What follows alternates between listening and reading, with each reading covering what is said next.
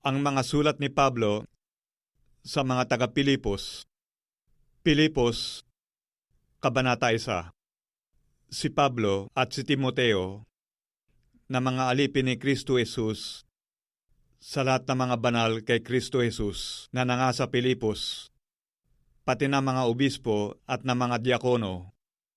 Sumainyo nawa ang biyaya at kapayapaan mula sa Diyos na ating Ama at sa Panginoong Hesukristo. Ako'y nagpapasalamat sa aking Diyos sa tuwing kayo'y aking naaalaala na parating sa bawat daing ko ay masayang nananaing ako na patungkol sa inyong lahat dahil sa inyong pakikisama sa pagpapalaganap ng Ebanghelyo mula ng unang araw hanggang ngayon, na ako'y may lubos na pagkakatiwala sa bagay na ito, na ang nagpasimula sa inyo ng mabuting gawa ay lulubusin hanggang sa araw ni Hesukristo. Gaya ng matuwid na aking isiping gayon tungkol sa inyong lahat, sapagkat kayo'y nasa aking puso, palibhasay sa aking mga tanikala at pagsasanggalang at sa pagpapatunay naman sa Ebanghelyo. Kayong lahat na kasama ko ay may bahagi sa biyaya, sapagkat saksi ko ang Diyos kung gaano ang pananabik ko sa inyong lahat sa mahinahong habag ni Kristo Jesus. At ito'y idinadalangin ko na ang inyong pag-ibig ay lalo't lalo pang sumagana nawa sa kaalaman at sa lahat ng pagkakilala, upang inyong kilalanin ang mga bagay na magagaling, upang kayo'y maging mga tapat at walang kapintasan hanggang sa kaarawan ni Kristo, na mga pupuspos ng bunga ng kabanalan, na ito'y sa pamamagitan ni Hesukristo, sa ikaluluwalhati at ikapupuri ng Diyos. Ngayon, ibig ko na inyong maalaman, mga kapatid, na ang mga bagay na nangyari sa akin ay nangyari sa lalong ikasusulong ng Ebanghelyo. Ano pat ang aking mga tanikala kay Kristo ay nahayag sa lahat ng mga bantay ng pretoryo at sa mga iba't iba pa, at ang karamihan sa mga kapatid sa Panginoon na palibhasa ay may pagkakatiwala sa aking mga tanikala ay lalong nagkaroon ng tapang upang salitaing walang takot ang salita ng Diyos.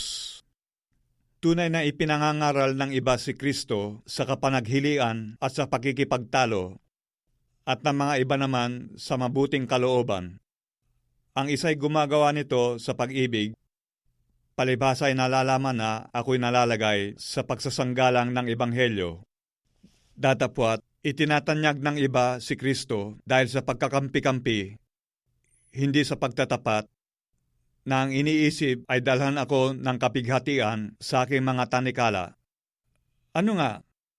Gayunman, sa lahat ng paraan, maging sa pagdadahilan o sa katotohanan, ay itinatanyag si Kristo, at sa ganito'y nagagalak ako, oo, at ako'y magagalak, sapagkat nalalaman ko na ang kahihinatnan nito'y sa aking ikaliligtas, sa pamamagitan ng inyong pananaing at kapuspusan ng Espiritu ni Kristo, ayon sa aking maningas na paghihintay at pag-asa, na sa anumay hindi ako mapapahiya, kundi sa buong katapangan na gaya ng dati, gayon din naman ngayon, ay dadakilain si Kristo sa aking katawan, maging sa pamamagitan ng kabuhayan o sa pamamagitan ng kamatayan, sapagkat sa ganang akin ang mabuhay ay si Kristo at ang mamatay ay pakinabang.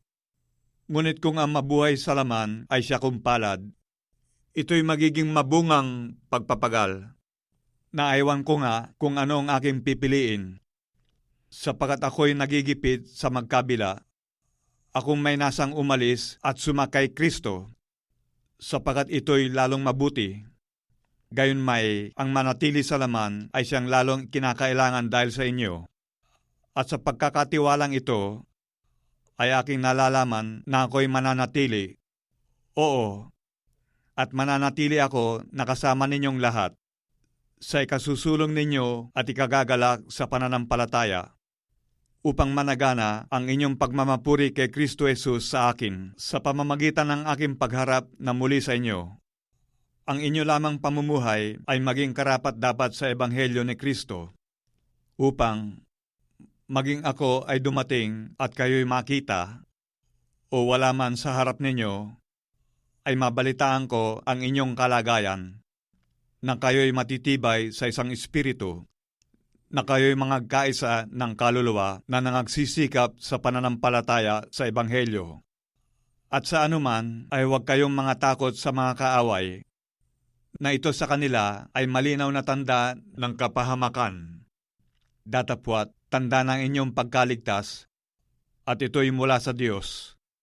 Sapagkat sa inyo'y ipinagkaloob alang-alang kay Kristo, hindi lamang upang manampalataya sa Kanya, kundi upang magtiis din naman alang-alang sa Kanya.